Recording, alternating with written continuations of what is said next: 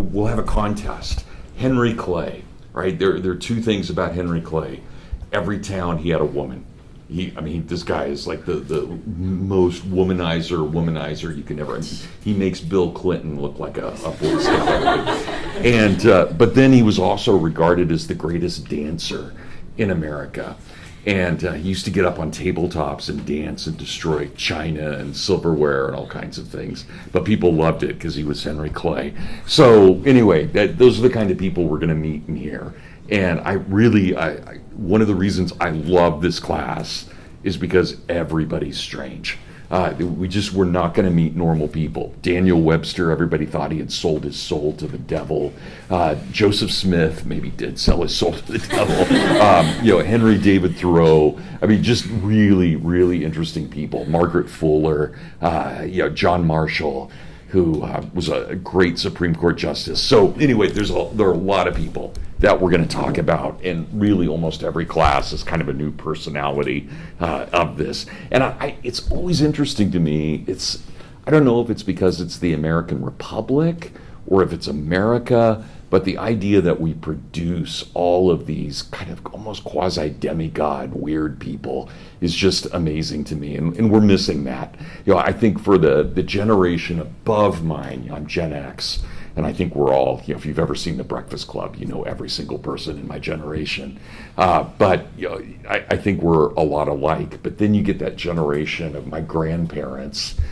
So your great-great-grandparents, and they too were pretty eccentric coming out of World War II, but then went into a kind of conformist mode in the 1950s that I don't think we've ever really gotten out of. So when we look back at a time like Jacksonian America, where you just have these wild individuals, I think it seems utterly American, and then in some ways utterly un-American, because it's just so different.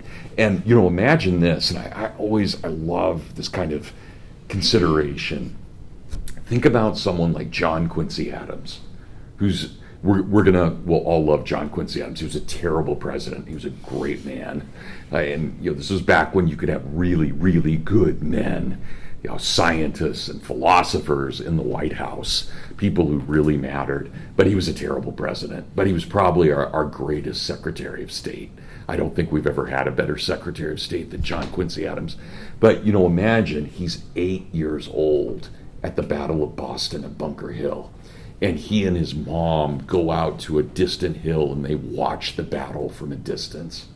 How could John Quincy Adams ever live up to that? No matter what he does, he will never be as great as the founders. And you feel that when you're looking at Henry Clay or Daniel Webster, when you're looking at John C. Calhoun, when you're looking at John Quincy Adams. These are all brilliant people who could have been first rate, but they're all second rate because they can't live up to their dads. And it's a really kind of tragic moment in American history, and they do stupid things because they're trying to live up to their dad. So we'll talk about this next week on Tuesday, but they get us into the War of 1812. Why? Because they're trying to prove they're as tough as their dads. And the War of 1812 is just a disaster until the last battle. Total, and then everything changes with the last battle at New Orleans. But that war is just, not only is it a weird war, but it was a completely unnecessary war. And we'll see that play out. And again, it's all because this generation wants to prove to their dads that they're worthy. And so the only way they can think of doing that is by getting us into a war, and a really ridiculous war. So here's what we're going to do in this class. I'll go over the books here in just a second. But here's what we're going to do, and I'll go over the syllabus. Did you guys all get it? I emailed everybody. Hopefully there were no errors in it. I did all 3 syllabi for my classes in a row on Saturday and sent them right out, so I didn't really proof them. But here's what we're going to do in this class. This class is technically 1807, so the second to last year of Jefferson's presidency.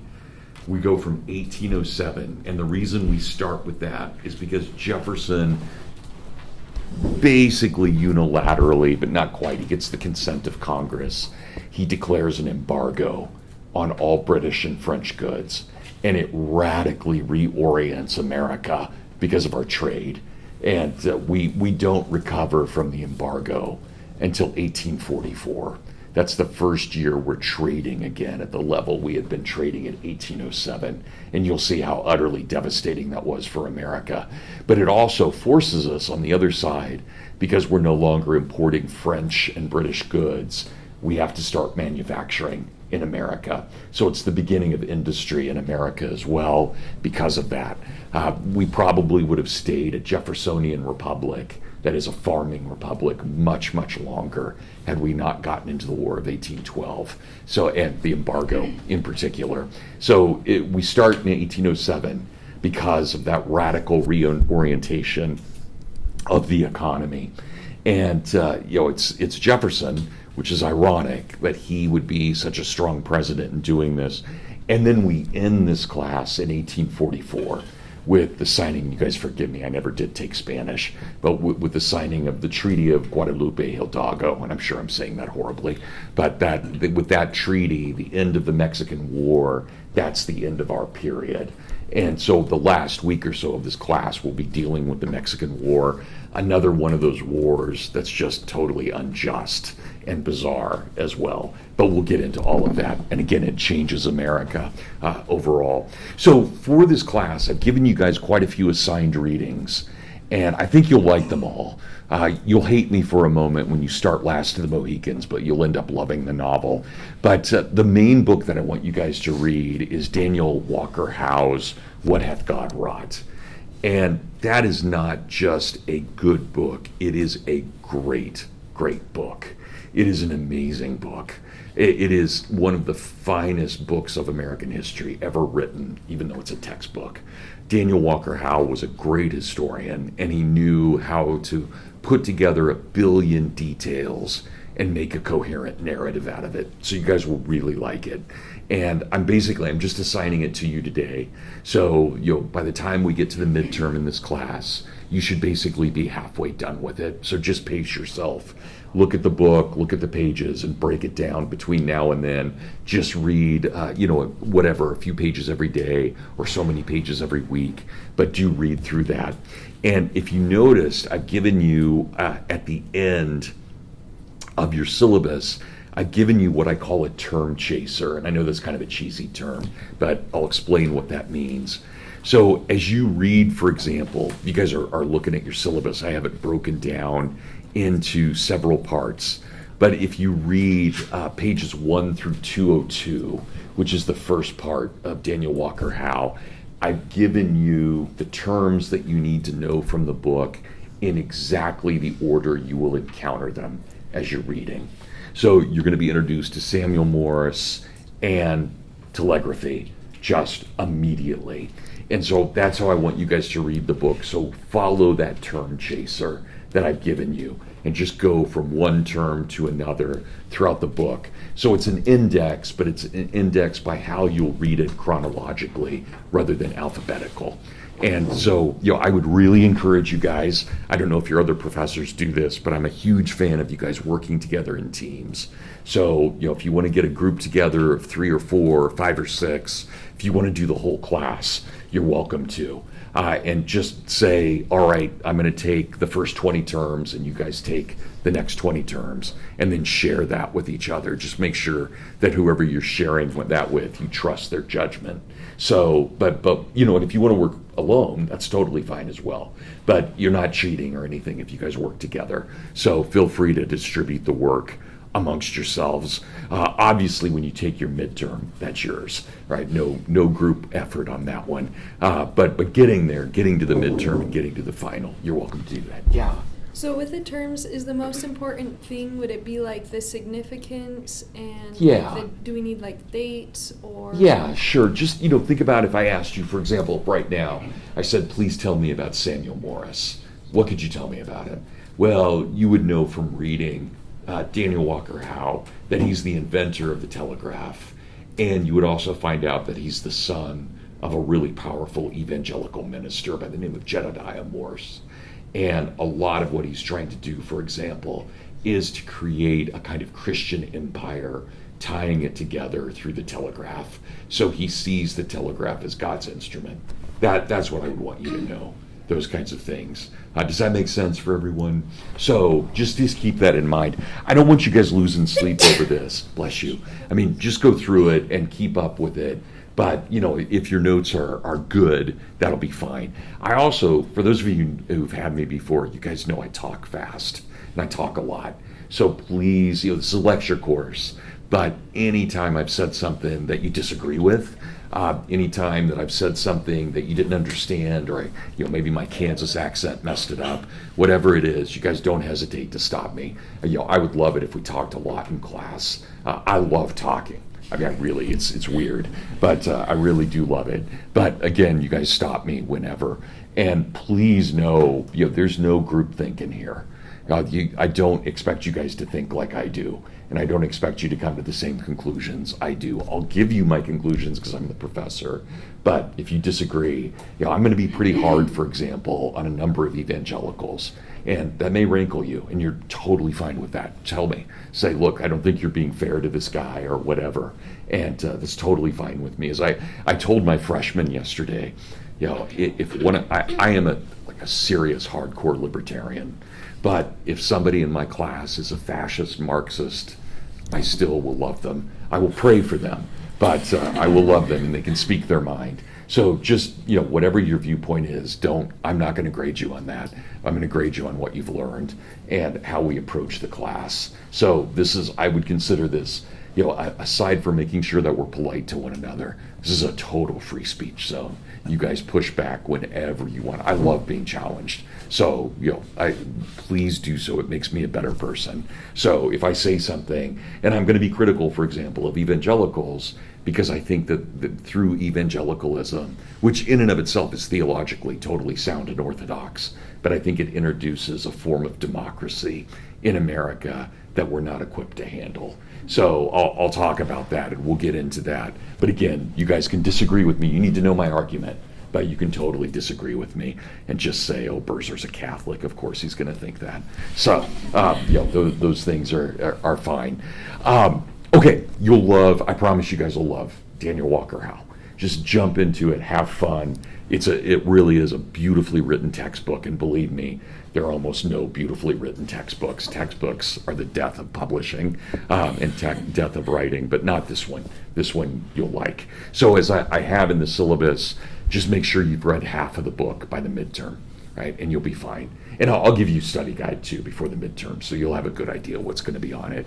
But be ready for that. And it will be 75 minutes since we're in a Tuesday, Thursday class.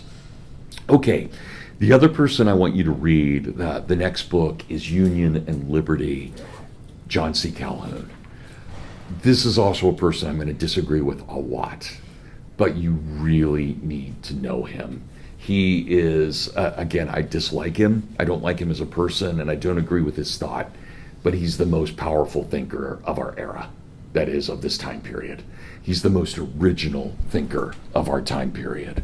And, he's not a good guy in my mind, but if we don't understand him, we're going to miss the period. We're going to miss understanding what's going on.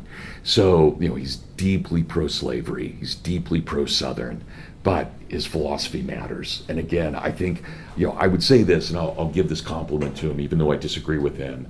I think he's the most original mind in America since Jefferson. So that he's not quite at the level of Jefferson, but he's close in terms of just being an original thinker. And again, we'll get to that. So read those. You're not reading all of it, as that's a great compilation of speeches, but I'm only having you guys read 4 parts of it. I want you to read the Disquisition on Government, the Exposition and Protest, Fort Hill Address, and the Speech on Admission of California. And even though I have the Fort Hill Address third, I would encourage you guys to read that first, because it's all of his political theory put in popular form, whereas the Disquisition on Government is a really hard political treatise, very difficult. Kate? Is it okay if it's only like those 4 parts that we need, can we find the book online? Yes, that book is online. You can download it for free from the online Library of Liberty. So you do not have to own those books. That book, you do have to own Daniel Walker Howe, but de Tocqueville and Union and Liberty are both free online. In fact, the text that you download online is identical to the printed book that I assigned you.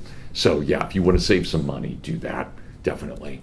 Yeah. What was the fourth one? It was disquisition. Oh yeah, I've got them all in the syllabus. Yeah, the speech on the admission of California. That one's really only important because it doesn't fit with the others, but it's important because it's a speech in which Calhoun makes fun of the Declaration and says that the Declaration was a lie. So that's why I've assigned that one. Okay, good. All right, great. So again, thanks, Kate. That we want to make sure that you can do that as well. Download that. Okay, Democracy in America. I'm going to skip Cooper for a moment. We'll go to Democracy in America. Again, and as I have in the syllabus, it's online as well. You can download exactly the book that I assigned to you guys and have that. I want you to use this version though. I think somebody emailed me and said they had a different de Tocqueville. I want you to use this version. The reason I want you to use this version, it's the first modern translation of de Tocqueville in about a generation. But what the translator did, when de Tocqueville originally sent the book to the printer edited a lot down. This version restores de Tocqueville's original version, and it has all of his commentary, and his commentary is really, really important.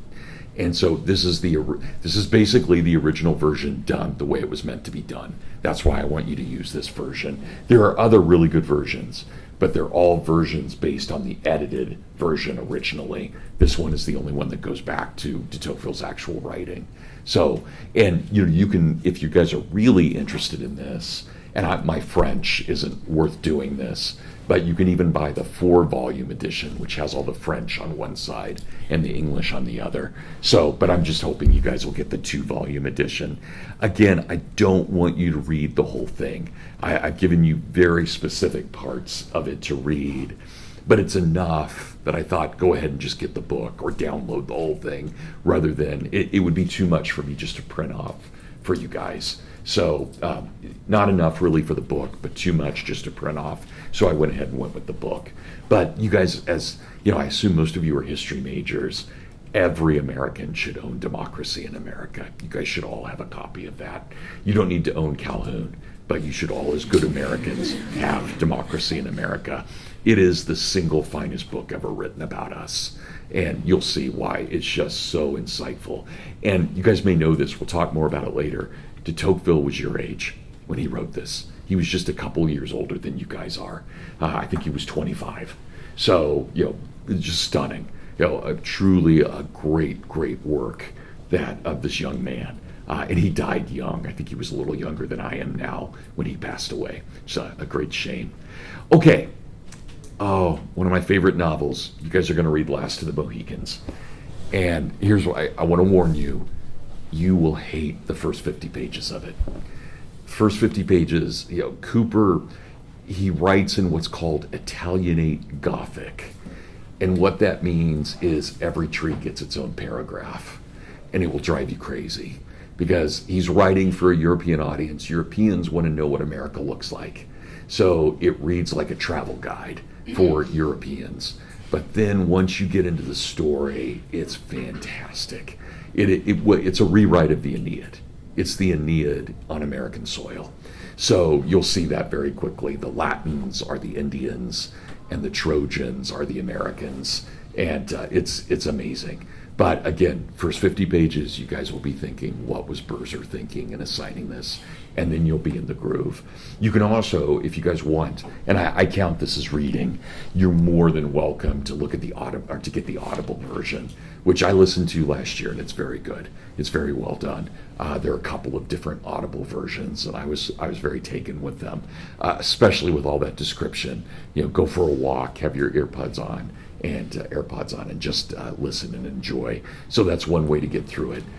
We are going to talk about the 1993 movie, Last of the Mohicans, as well. But just be forewarned, while I love that movie, it is a complete inversion of the story. They they totally the story that the heroes are not the heroes and the villains are not the villains, and they reverse the plot in that movie. It's still a great movie, one of the greatest movies ever made, but it's not the same thing as the novel, just so you know that. So be forewarned. And we're actually, in this class, we're going to spend some time watching Last of the Mohicans and talking about it and what they were trying to do with it, because the director, Michael Mann, was really trying to tell the ultimate story of America. That's what that film is about and why it's so good. But again, not the novel. So just know that. And there are goofy things in the novel that they could never film. So, for example, the main character is a guy named Natty Bumppo, Nathaniel.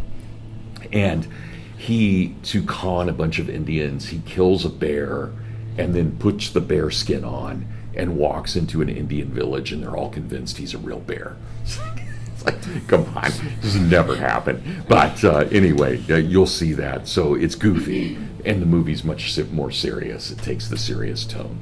But I think Fenimore Cooper was making fun of us and having some fun with that. Okay, does that make sense for the readings? That's what I want you guys to read. I think you'll like everything. Again, some of it will be a bit of a struggle at first. Calhoun will be a bit of a struggle, and Last of the Mohicans, but then I think you'll end up loving it. So I love Last of the Mohicans so much. I named my son Natty. My oldest son is Nathaniel after Natty Bumppo. So that's my wife and I are both very taken with the Last of the Mohicans and with James Fenimore Cooper. Okay, good. Any questions about those? Yeah, Nathan? Were there the excerpts from Calhoun and the Tocqueville did? Not like immediate, but like you need to have them read by the midterm. Yeah, so what I've done in the syllabus is I've told you by the midterm you must have read Last of the Mohicans and Calhoun, and then by the final you must have read Democracy in America. So, but I'll give you guys warning. I'll tell you, and it'll kind of be where we're at. I'll just say something like, it'll be a Thursday, and I'll say, next Thursday, we're going to have class discussion on Last of the Mohicans, so make sure you've read it by then. But as long as you've read it by the midterm, that's all that really matters. So if you come to the class not totally prepared when we talk about it, that's my fault, not yours. So no worries. But I'll give you warning, and I'll give you warning when we're going to talk about Calhoun, too. What I'll do is I'm going to have you guys read Calhoun on your own, and then I'm going to do a full lecture on what you should have gotten out of it, rather than a discussion. But we'll actually have a discussion of Last of the Mohicans. Yeah, good. Okay, anybody else? All right, good. Well, let me talk about the class structure. This class structure should be almost no different from any upper level class you take here. We have an agreement among the historians that we will do certain things. And those certain things in an upper level class are, number one, you have a midterm. That midterm will be dealing with everything we've talked about up to the midterm. And then number two, you have a final. And that final is cumulative for the whole semester. So notice in your syllabus, if you had a chance to look at it, a huge part of your semester is the midterm and the final. That makes up 65% of your grade. So 2/3 of your grade come from your two exams. And then the other agreement we have in the history department is that you guys write an article length paper as well. And we can kind of fudge that. We can do basically anywhere, bless you, we can do anywhere from about 15 pages to 25 pages. And I would like you guys to do a minimum of 18 pages to 25 pages. And if that seems intimidating, especially if you guys are sophomores and you haven't done anything like that, think about it this way. An 18-page paper is just 3 6-page papers put together. And you can think of it that way. So when you think about a topic, just break it down. You're going to make an argument, and usually when you make an argument, you have 3 points that you want to make.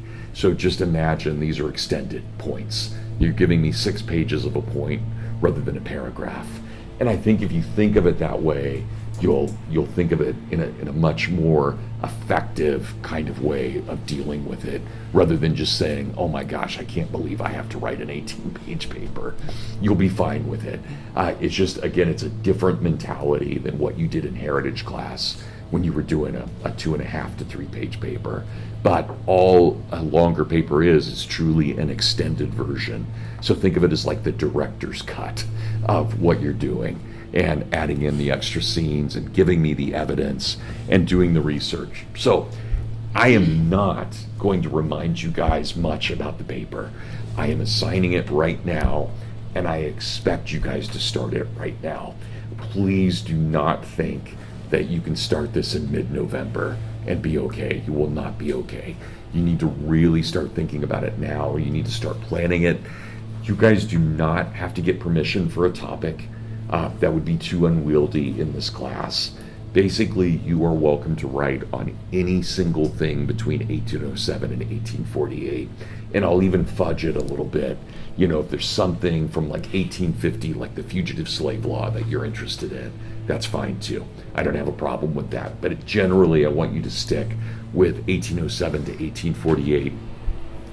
That means that you can write on the novels of James Fenimore Cooper, or you can write on the political philosophy of John C. Calhoun, or you can look at Ralph Waldo Emerson, or you can think about Nathaniel Hawthorne or Edgar Allan Poe.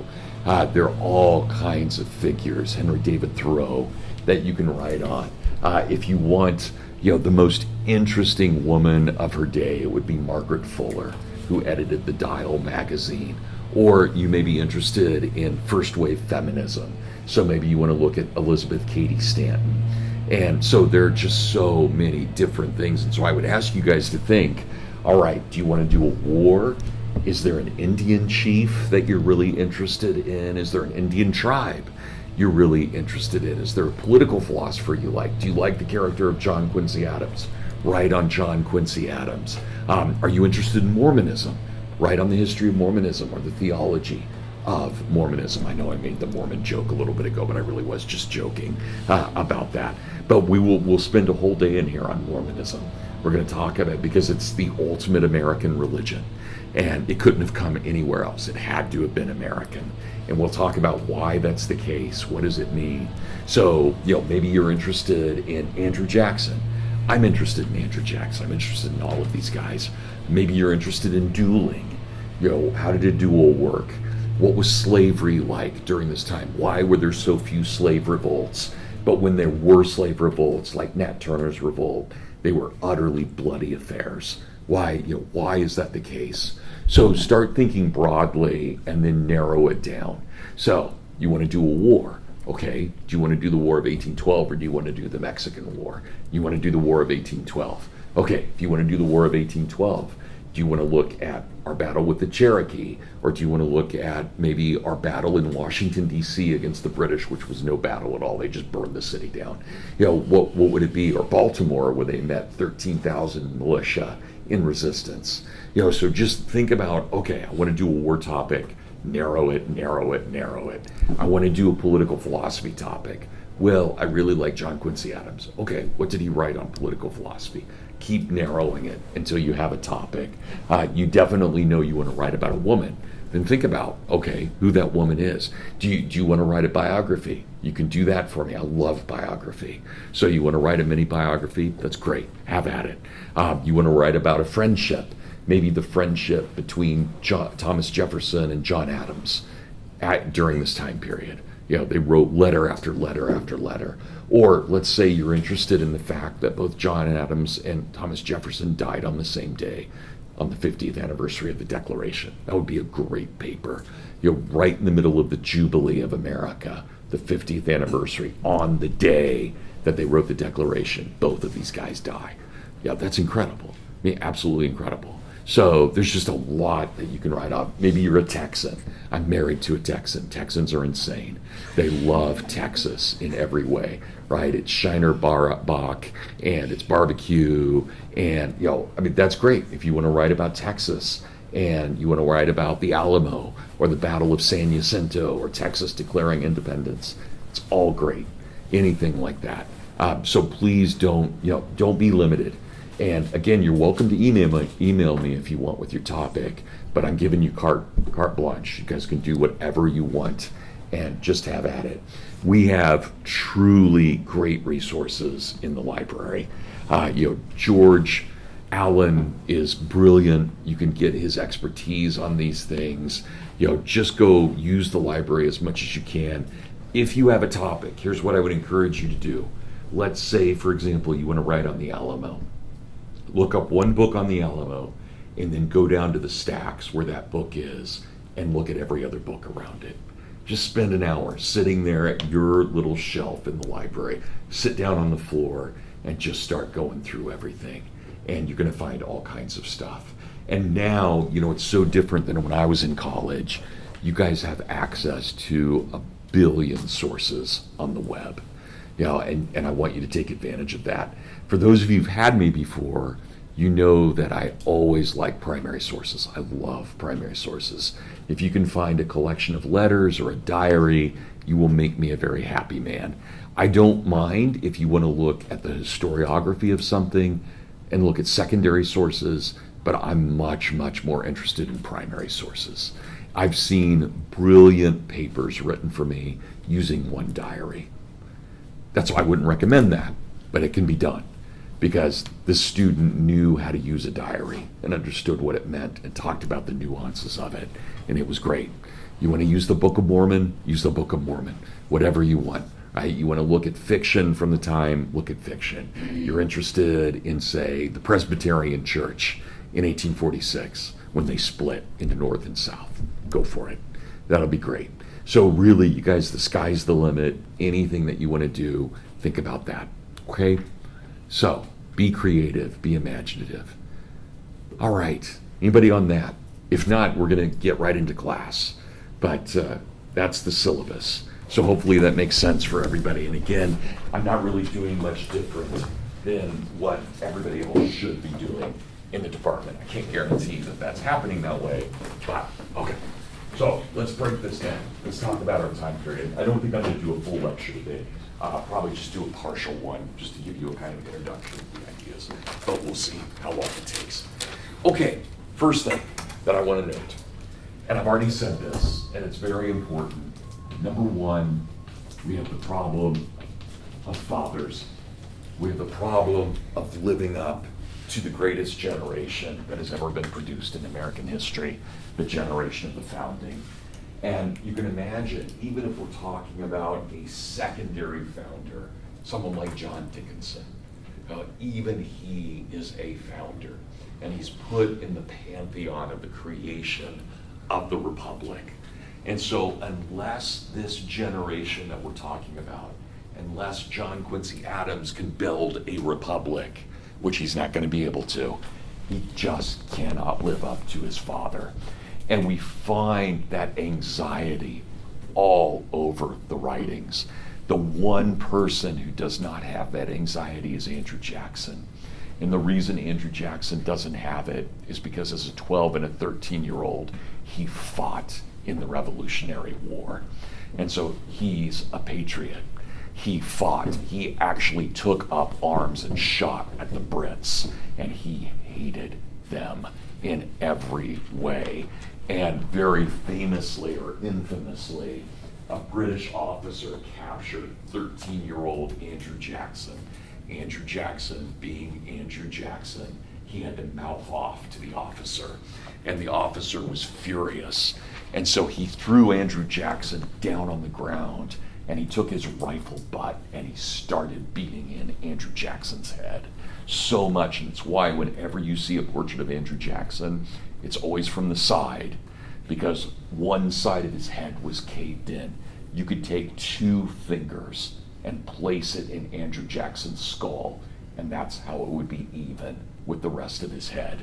So this is a guy who walked around with like a dent in his head, and man, did he hate the British. For good reason, he hated the British. And so when he becomes the 7th president, he's not surprised by that. He's a hero. He is a war hero. And John Quincy Adams can't do that. He can't live up to that.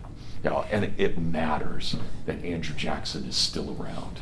So the last of the signers to die does not die until November of 1832, November 14th, 1832. We'll talk about this later. But he was the only Roman Catholic to sign the Declaration, a guy by the name of Charles Carroll of Carroll. And he's 95. And 3 days before he died, he went for a 10-mile ride on his horse. He was 95 and he was still in totally great health. And then his last 2 days was it. I mean, what a way to go, right? It's just like to be in great health until 2 days before you die, and then just to collapse. And he even gives his last testimony. His last testimony is that you should always love Jesus and you should always love Cicero. Right? That's pretty great, right? Pretty great. And then when he dies, I love this. When he dies, there are 2 headlines that go out across America. And you can imagine 1832, you've still got a founder around. So November 15th of 1832, the 2 headlines are, a great prophet of Israel has passed, and the other was, the last of the Romans has gone into eternity. Who would not want to be a prophet and be a great Republican? Right? It's awesome. It's wonderful. So, but just think about the mindset that it took, that this is who he is and what that means. So again, these guys are doing everything they can to live up to the founding, and they just can't do it. And so you find that anxiety everywhere in their speeches, always the shadow of John Adams, the shadow of Thomas Jefferson, the shadow of George Washington. It just hovers over everything. And these guys are very anxious. And we don't even think about that anymore. We're at a place like Hillsdale where we think about the Declaration and the Constitution all the time, but it's because we want to revive it. These guys are just trying to extend it. Can we live up to that? And it's very, very difficult. Okay, number 2, one of the most important questions of our time period, and one that they do not solve, and it will lead to an American Civil War. They ask first the great question, what matters most, the states or the Union? Nobody, I hope you guys know this, nobody uses the term nation. Nation was a bad word in our time period. Nation meant something with a standing army and kind of horrific and gross. And we don't get to the use of nation until we get to the Gettysburg Address. And then Lincoln uses nation 4 times in his 4.5-minute speech, and we become a nation. But we are not, and I hope you guys know this, I can't stress this enough, we are not a nation prior to 1863. You can call us a republic, you can call us a union, but we are not a nation. And it would have gone against everything these guys believe to be a nation, right? That's just too collectivist, too homogenous, too oppressive. So they don't think of it that way. George Washington had used the term nation, but what he meant by that was like a tribe, basically in the Old Testament sense of a nation, not in the modern sense where we think of Germany as a nation. Yeah, what's your name? Lenora. What is it? Lenora. Lenora, Yeah, thank sorry. you. I just missed the date that you just said. You said we are not a nation prior to 1863, Okay, thank right? you. And I'll give you an example, Lenora. Prior to 1863, we would have said, prior to the Gettysburg Address, we would have said the United States are going to invade Mexico. After 1863, we say the United States is going to invade, right? And you think about that, that's a subtle change, but it's huge. The idea that we now think of ourselves as a unity, whereas before, no, we were separate states. And this is one of the great debates. What matters most? Are we a confederation of states, or are we a union? But again, nobody says nation. You're not going to see that unless they mean it in the Old Testament sense of people, but not what we mean by nation today with the centralized bureaucracy and so forth. So Lincoln really introduces that. Yeah. What's your name? Noah. Noah, thank you. Which text were you referencing where nation is used in a different sense than... Yeah, so earlier Washington Okay. had used the term nation, but again, he means it as a kind of people rather than, and again, it's very Old Testament. rather than what we think of as a centralized entity. Thank you. Yeah, good. Noah, right? You said good. Thank you. Okay, so number 2, and of course, what would the next logical question be? Huge question. What do we do with slavery? And that also is everywhere, and nobody knows what to do with slavery. Nobody. Okay, so that question, we're going to come back to this because, well, we'll do a lot on slavery, but we'll see how that just permeates all the discourse. And I hope you guys realize 2 and 3 are separate questions, but we can see how they can become one very easily. So we should be careful, and I always worry about this now. Whenever we talk about states' rights, people automatically assume you're protecting slavery. That is not how. If you've got someone from New Hampshire who's all in favor of states' rights, they're not protecting slavery. They truly believe in the legitimacy of the states being sovereign. And when we look at something like the Declaration, it very clearly says there are 13 separate states who have come together. And even the Constitution, of course, is ratified by the states, not by individuals at all. So that's going to be important. But slavery, unfortunately, is going to taint what was a really good, wholesome debate. It's going to taint it. And slavery is, we can't get around this. This is the great American sin, right? There's just no way to get around this. These guys know what they're doing. Please don't ever, ever make the excuse they were men of their times. It is the worst excuse you can ever make for a slaveholder. Slavery has been illegal in Western civilization since St. Augustine. Everybody knew slavery was bad, everybody. And so when they make that decision that slavery can be acceptable, they very well know they're doing an evil thing. There's just no question about that. Yeah. Obviously, this was a little before the Jacksonian time period, but do you subscribe to the belief that it would have naturally died out without the cotton Oh, gin? yeah. No. Thank you for that. Let me put it this way, Pierce. So, would it have naturally died out? It was naturally dying out during the founding, right? Radically dying out. And again, we'll go through all this. I'll do a whole lecture on this.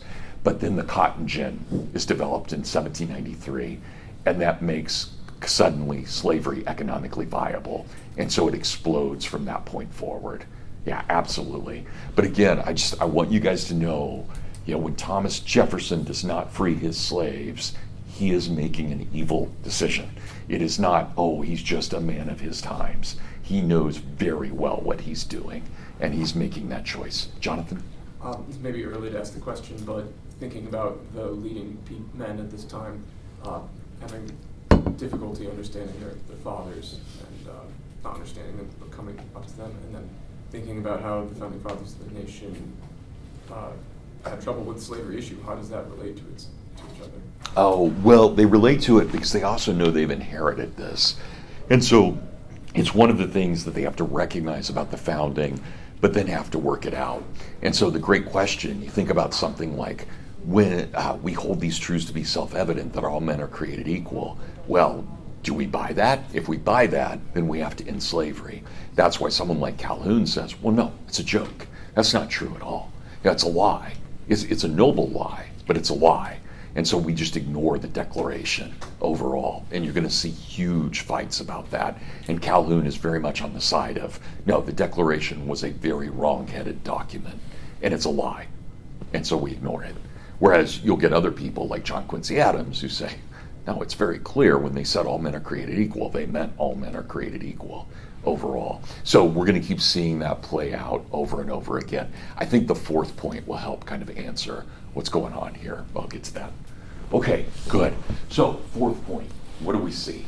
And this is where we can both praise and condemn America at the same time. I'm not going to call it imperialism, though some have. I'm just going to call it expansion or the frontier. And we're going to talk a lot about the frontier. So I want you guys to picture this for a moment. Let's put ourselves at Thomas Jefferson's inaugural in Washington, D.C. in March of 1801. So March of 1801, Thomas Jefferson makes this Yeah, and I would argue this, whatever Thomas Jefferson's faults, I think he's probably the smartest man ever born on American soil. I don't think there's anyone who comes close. He's a genius. So we're not talking about someone who's got mental problems, right? This is a guy who's just totally intellectually astute. But he makes this crazy statement in his first inaugural. He says it will take 1,000 years for American settlement to reach St. Louis. Do you guys know when St. Louis is populated? About 1813, 1814. He's off by 990 years when he makes that prediction. Okay, why? Why is this smart man so utterly wrong? Well, you think about where American population is. As of 1801, American population is all within about 75 miles of the Atlantic coast. That's all the farther it's gone. You've got a few outliers like Daniel Boone, who's gone out to Kentucky, but it's not the norm at all. Almost every American lives on the Atlantic coast. And so what's Jefferson say? It took us 150 years to go from the Atlantic coast to 75 miles inland. We take that same slice of land, it will take 1,000 years to get to St. Louis. He is so utterly wrong about that.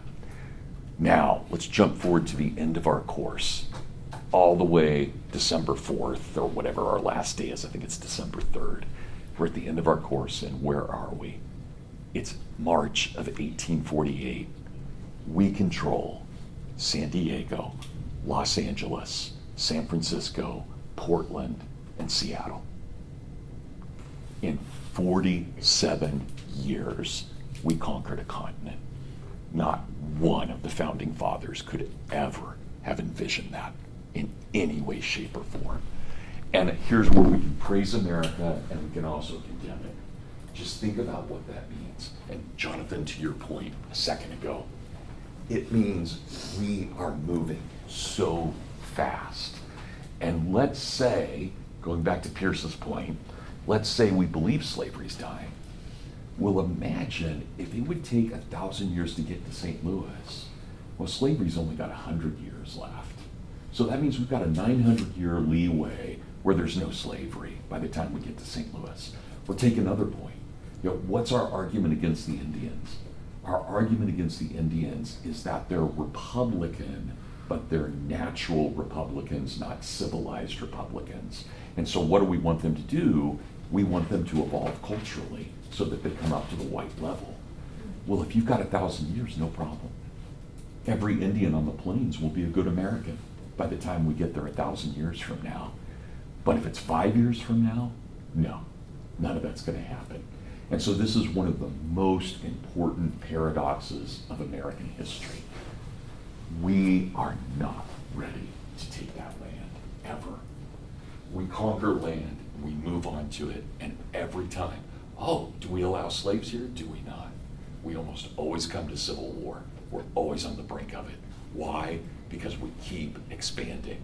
And so that is where, and again, Pierce, to get to your point earlier, if the founders had been right and it had taken 1,000 years to get to the founding, America would be a radically different place. And yeah, we would have solved the black problem and we would have solved the Indian problem.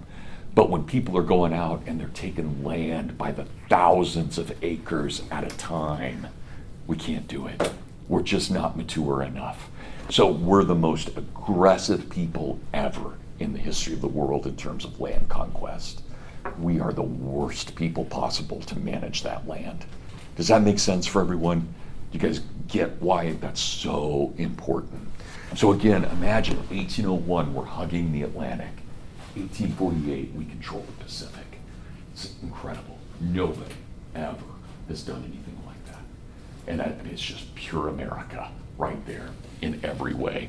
Okay, so expansion of the frontier. I want to stop here for a moment and just pause. And I'm going to shock the women in this room, and I apologize. Before I do that, I just warn you that this is incredible. Okay. this is going to be Bio 101 too for a moment. So I'm assuming we're all adults in here as we talk about things. And I've got 7 kids, so I know what's going on. So, okay, Bio 101. In the 19th century, the average woman went through puberty at about age 15, about 5 years later than now. Right? So, and a lot of that's about nutrition. And most women usually get married at about age 16. So, you basically are a little girl and then you get married. And most women went through menopause about age 42. Now it's close to 50. So, notice what's happening. The time that you as women can procreate has gotten much, much larger. And a lot of that's just due to nutrition. And I hope you guys know, and I always love this. I'm not getting into the Bio 101 yet, but I love this, right? You pick up a diary of a farmer in Indiana, and I'm not exaggerating at all. They've had steak for breakfast. They have steak for lunch. They have steak for dinner. And then they have steak right before bed. 4 helpings of steak. If you're a European of the same wealth, you are lucky if you get meat once a month. That's it. We are on average in America, and this was true in the Revolution as well, we're about 5 to 7 inches taller than Europeans. We're eating all the time. Okay, well now, let's think about, and of course we're working it off, we're farmers. But let's say this, you're a woman, you get married at age 16, and nobody, Protestants or Catholics, they all had birth control, but no one would use it. That's totally immoral. Nobody uses birth control until the 20th century. Totally immoral. So you're not going to use that. So that means you're probably going to get pregnant on your wedding night, almost certainly. And you probably were pretty chaste before that. It's very traditional morality. So you're probably going to get pregnant on your wedding night. 9 months later, you have a baby. And I hope you guys know this, don't take this as an absolute fact, but the norm is, there are always exceptions, but the norm is that you breastfeed for 9 months. And during that time, again, this is the norm, it's not always true, but usually when you're breastfeeding, you don't get pregnant again. But what that means is you get pregnant again 18 months later. And so I'm not exaggerating, guys, at all. The average woman on the frontier had 13 children. That was the average family on the frontier. Because you think about that, every 18 months between ages 16 and 42, you're having a baby. And you also were expected to do all the farm work. There's no inequality in America. Women are totally equal to men on the farm. 100% equal. 100%. That's where equality comes from. It doesn't come from the government saying it. It comes from women doing it. And that's incredible. I mean, you guys imagine, these are demigods. Think about these women. They're amazing. They're having 13 kids and they're managing 160-acre farms. That's amazing. And so I want you guys to realize that during our time period, there is almost no immigration. Almost none. From the American founding, 1775, until about 1836, hardly anyone comes to America. And yet, we are doubling our size. Why? Because the women are having 13 babies per family. Right? So this is all native population, procreation, explosion. And nowhere in the world, ever in the history of the world, has ever seen a birth rate like America during our time period. It is the highest birth rate in the history of the world. And think about this, and you guys, again, forgive me for being a little PG-13 here, but it's not like the Europeans aren't having sex. They're doing it just as much as Americans, but because of their nutrition, they can't get pregnant as easily, and when they get pregnant, they lose the babies all the time. Nutrition changes everything. I even remember, and Michael may remember this too, I remember very clearly, one of the things right after Vietnam, we let in, and we should have, it was the right thing to do, we let in thousands of Vietnamese after the failed war. My little town in Kansas, we had all kinds of Vietnamese families, and it was amazing because you'd see the moms and the moms are like 4 feet nothing. And then you would look at their children. Their children were my height. It's radically different, and it's all nutrition. It's all nutrition, right? It matters so much, and we take that for granted as Americans. But you think about this, and I'm no utopian, but can you imagine if you were a farmer in Ireland and you had been farming the same land for 2,000 years, and you come to Indiana and you stick your hand in the soil, and the soil is so thick you can go down 12 inches of just topsoil. Of course you would think this is Eden. How could you not? I mean, this is the greatest opening in human history. And Americans, this is what we are. We are farmers. That is what we are. Almost every single person we talk about in this class will be a farmer. That's what they did. Farmers made up between about 96 and 99% of the population. And think about this. There's all that land. Well, okay, guys, who loses? Every single people in the world gains from the opening of America. Black, white, male, female, Gentile, Jew, every single people, without question, gains from the opening of America, except who loses, guys? The absolute American Indians, the original inhabitants. They are the sacrificial lamb for America. That's horrible. And to this day, and I hope I hope you know this, I'm a Hillsdale professor. I'm very libertarian. I'm very conservative. I'm no bleeding heart. But man, drive on the Pine Ridge Reservation in South Dakota, and what do you see? 90% poverty, 90% alcoholism, child abuse everywhere. That's incredible. That should not be happening in America. And that should most certainly not be happening to the original owners of this land. That is an absolute travesty in every way. And yet, how many of us ever even think about it? How many people in here have ever even ridden on a reservation before? A couple of you, most of you not. Right? We don't think about that at all. And in large part, we think about East St. Louis with 30% poverty among blacks because it's right there and it's on the interstate. No Indian reservation is on the interstate. They're always away from the interstates. So this is a whole population in America that has never been given the American dream. And if anybody deserves the American dream, these people do in every way. So I want you guys to understand, they're truly, and I'm not a guy who goes around talking about victims, but they are absolutely victims in all of this. So it's amazing. And we have to, I think as Americans, as conservatives, as libertarians, we have a duty to these people to figure this out. I don't have an answer, and I'm not willing to give land back, but I still think something has to be done to make that right. So, an unsolved problem. Okay, so I'll put that down. As number 5, we have the question of the Indian. And I hope you guys know, if you go onto an Indian reservation and you start calling them Native Americans, they will totally laugh at you. Native Americans is only what white liberals say, right? They call themselves Indians or whatever their tribe is. That's what they call themselves. So keep that in mind. Yeah, Pierce? The native reservation I was on, just to kind of go along with that point, I counted 15 people wearing Washington Redskins gear. Oh yeah, they don't mind at all. In fact, they're honored by it. So it's only white liberals who think this is a bad thing. Okay, good. All right, so just keep that in mind. But think about that frontier explosion and that demographic explosion. Okay, guys, that's pretty much what I wanted to talk about today. Does anybody have any final comments or questions?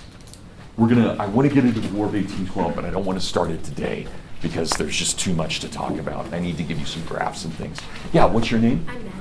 Maddie, thank you. Do you want us to bring any of the readings to class? No, you never need to just bring your notebook. And you guys, you're welcome.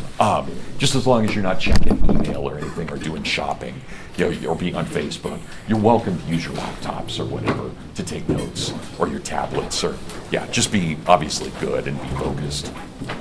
When are your office hours? I don't know yet. Oh, okay. I will let you know. I'm so slow in getting those. Oh, I like to yeah. get the rhythm of the semester. That makes sense. Sorry, I was just wondering for my work schedule. That's just what I was thinking. But I'll wait. Yeah. I will let you know as soon as I know, but it'll probably be late next week before I decide. Yeah. What's your name? I'm Hallie. Hallie. How do Yeah. you know each other? I took your American Heritage class in spring of 2020 with Gretchen.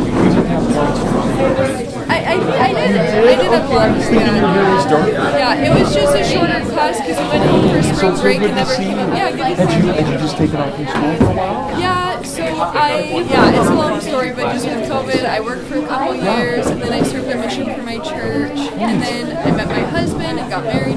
So, but it's funny, I can tell you later, but I always kept on loving Hillsdale, and I would actually listen to your lectures on long drives with my husband. Oh, wow. Like the ones that you would post from way back when. And so he was like, "Kay, you're obviously obsessed with this school. Why don't you go back and graduate?" So glad you're back. So That's great. I knew. graduating. Okay, I'm sorry I didn't remember you from being in class, but Oh, I mean, it's that been was a while. 6 years ago. That's okay, so- but I'm usually really good with faces, and I knew your face right away. But I was thinking maybe we had just been on a committee together or something. Yeah. So I was Okay. in Olds with Gretchen, right? Yeah, Gretchen. Yeah. So. Gretchen's here, you know. Oh, I know for her master's. Getting the right? master's degree. That's Yeah, so you guys exciting. should connect. Yeah, I'm sure I she'd will. love that. Yeah, that would be that's so great. great. Oh, it's so good to have you here. Yeah, it's great to Thanks. be here. Yeah, I'm excited. That's great. That's really so, cool. Jonathan, Just how wanna are say hi to you you? again. It's good to see you.